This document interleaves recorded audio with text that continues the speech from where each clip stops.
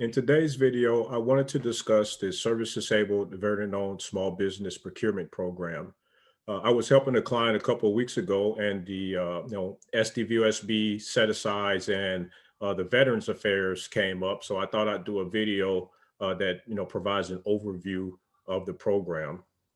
So why does an SDVOSB program matter? Why would someone want to be in that program? What benefits them? Well, the answer to that is that the federal government has a goal to set aside 3% of all contract awards for service disabled veteran owned small businesses each year. So, I mean, that is a purpose set aside of contracts to a particular socioeconomic group. And so that's the benefit here is that a veteran owned company who is a service disabled veteran, they have the ability to compete on a smaller competition scale.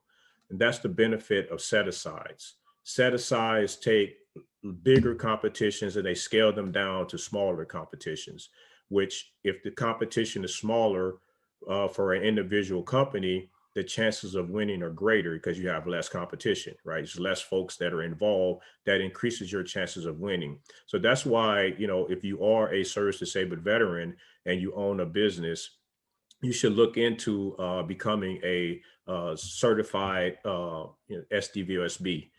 And so, what are the qualifications for an SDVOSB?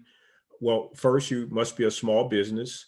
It must be 51% owned by one or more service disabled veterans, and one or more service disabled veterans must have day-to-day control of the business, and also the owners must have a service connected disability. So those are the things that can qualify you as an SDVOSB, is those things there. Now, uh, what happens when you are SDOVs? What happens is the Small Business Administration, they set aside contracts for that group, just like I was explaining. Now, actually taking a step back, if you are eligible, the next thing that you would do is you would basically self-certify. So in order to participate in the Small Business Administration's Service Disabled Veteran-Owned Small Business Procurement Program, you have to have it on your profile in SAM. And the way that you update that, or have it to where you are a verified SDVOSB through the Small Business Administration, is to log on to your sam.gov profile and to update your socioeconomic status in your SAM profile. Once you do that and save it, you're just self-certified as an SDVOSB. Now, of course, you need to make sure that you meet all the eligibility factors before you do that, because you don't want to fraudulently say that you're something that you're not. But as long as you meet all of those eligibility points, then you can rightfully self-certify as a service disabled veteran-owned small business. And then you may compete for those contracts that are issued by federal agencies. Now, there's a slight departure here in that there's a slight difference with the Veterans Affairs service disabled veteran-owned small business program. The Veterans Affairs, they set aside their own contracts for veterans through the Veterans First contracting program. And in order to compete for the Veterans Affairs SDVOSB set asides, you must be a part of their Veterans First contracting program. And in order to do that, you have to be verified through the VA. The VA has an organization called the Center for Verification and Eligibility, CVE. They are responsible for reviewing and vetting service disabled veterans applications to be a part of the Veterans First contracting program.